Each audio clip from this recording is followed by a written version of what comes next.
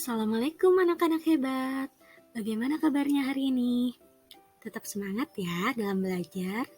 Nah, kemarin kalian sudah mempelajari mengenai macam-macam energi. Sekarang yang kita pelajari hari ini adalah mengenai energi alternatif. Yuk kita simak penjelasan mengenai energi alternatif. Pada suatu hari, Neti menunggu bapak menjemput di sekolah. Brum brum, brum brum. Akhirnya bapak datang. Mereka pun segera berangkat. Dalam perjalanan, tiba-tiba semakin lambat dan berhenti. Bapak pun memeriksa motornya. Ternyata bahan bakarnya habis. Mereka harus berjalan kaki untuk mencari bahan bakar. Siang itu, panas matahari terasa menyengat. Neti merasa kepanasan. Aku tidak suka panas matahari. Kenapa tidak suka? Panas matahari itu baik loh, Nak. Lihatlah, panas matahari membantu mengeringkan ikan. Lalu mereka menemukan penjual buah matoa di jalan. Bapak membeli buah matoa untuk Neti. Makanlah buah ini agar tenagamu kembali. Tapi aku tidak suka panas matahari. Kenapa tidak suka? Matahari adalah sumber energi. Menurutmu, apalagi sumber energi lainnya selain matahari? Lihat air sungai di bendungan itu.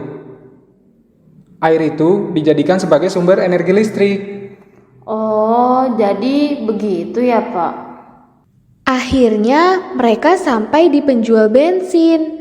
Bapak mengisi bensin dan motor hidup kembali. Yeay!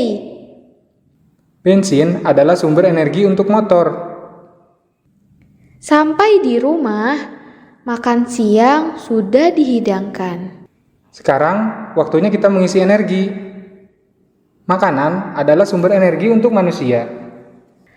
Setelah makan, Neti mengangkat jemuran di belakang rumah. Hembusan angin menyegarkan Neti. Angin juga membuat jemuran lebih cepat kering. Sekarang, Neti tahu sumber energi ada di mana-mana. Sumber energi bukan hanya bahan bakar saja. Ada matahari, air, dan angin adalah sumber energi di sekitar kita. Sumber energi ada di mana-mana. Sumber energi membantu kehidupan kita. Pertanyaannya, Bapak menjemput Neti di sekolah. Lalu tiba-tiba motor Bapak mogok.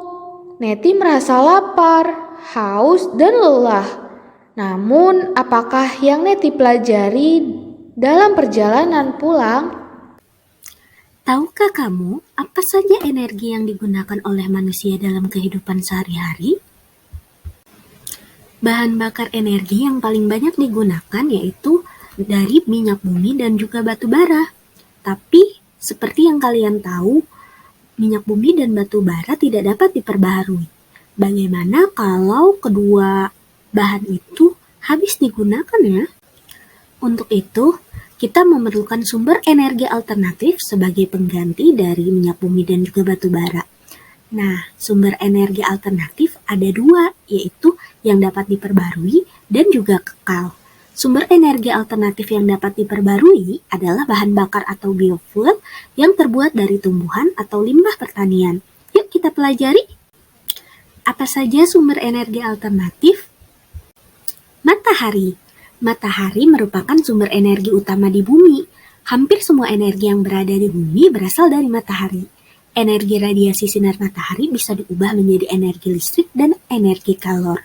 Penggunaan energi matahari menjadi energi listrik dapat menggunakan sel-sel surya atau panel surya. Energi alternatif dari angin. Angin adalah salah satu sumber energi alternatif yang murah dan tidak mengakibatkan polusi yang berbahaya.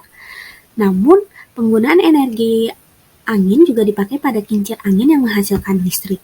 Baling-baling pada kincir angin akan berputar cepat apabila ada angin besar yang bertiup. Putaran ini bisa menggerakkan turbin pada suatu pembangkit tenaga listrik. Energi angin dapat dijadikan sumber pembangkit energi listrik. Energi panas bumi adalah energi yang dihasilkan oleh magma di dalam perut bumi. Energi panas bumi disebut juga energi geotermal. Energi ini banyak digunakan terutama di daerah-daerah pegunungan. Batuan panas yang terbentuk beberapa kilometer di bawah permukaan bumi memanaskan air di sekitarnya, sehingga akan dihasilkan sumber uap panas atau geyser. Sumber uap panas ini kemudian dibor. Uap panas yang keluar dari lubang pengeboran setelah disaring bisa digunakan untuk menggerakkan turbin atau alat pemutar generator sehingga menghasilkan energi listrik. Untuk menjaga kapasitas sumber uap panas tidak berkurang, maka air dingin disuntikkan ke dalam tanah. Pembangkit listrik yang memanfaatkan energi panas bumi disebut Pusat Listrik Tenaga Panas Bumi atau PLTP. Energi air. Air yang ditampung di dalam bendungan atau waduk mempunyai energi potensial yang besar. Pada suatu bendungan sungai, air yang jatuh dari bagian atas bendungan akan menghasilkan arus dengan kecepatan yang tinggi. Saat tiba di bawah air bendungan, keadaan ini bisa dimanfaatkan untuk menggerakkan turbin yang memutar generator agar menghasilkan energi listrik. Tumbuhan juga dapat digunakan sebagai energi alternatif loh. Tumbuhan sebagai produsen yang menghasilkan makanan melalui proses fotosintesis. Makanan tersebut berupa karbohidrat yang terbentuk dari karbon dioksida dan air. Tumbuhan dapat dibuat menjadi bahan bakar atau biofuel, misalnya tanaman jarak atau kelapa sawit yang dapat diolah menjadi biodiesel pengganti solar, serta singkong dan tebu yang dapat diubah menjadi bioetanol sebagai pengganti bensin.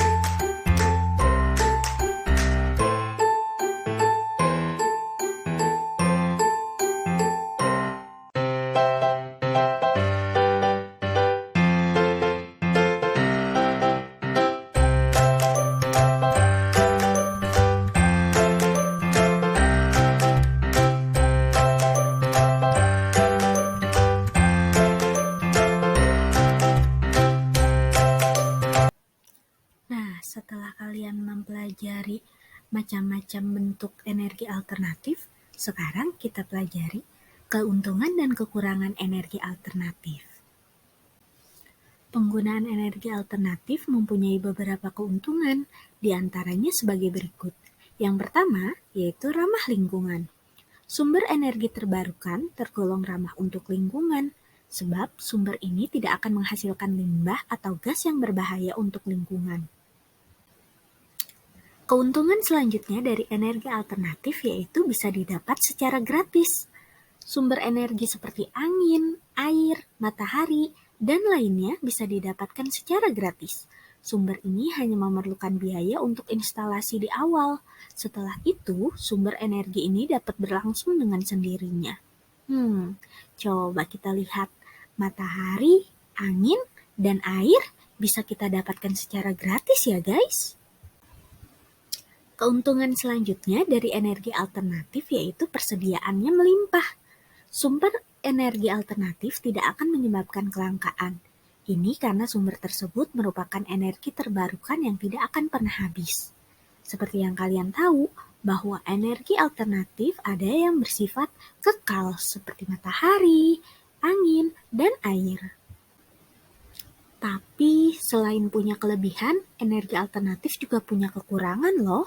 Apa saja ya kekurangannya? Yuk kita cari tahu. Kekurangan energi alternatif.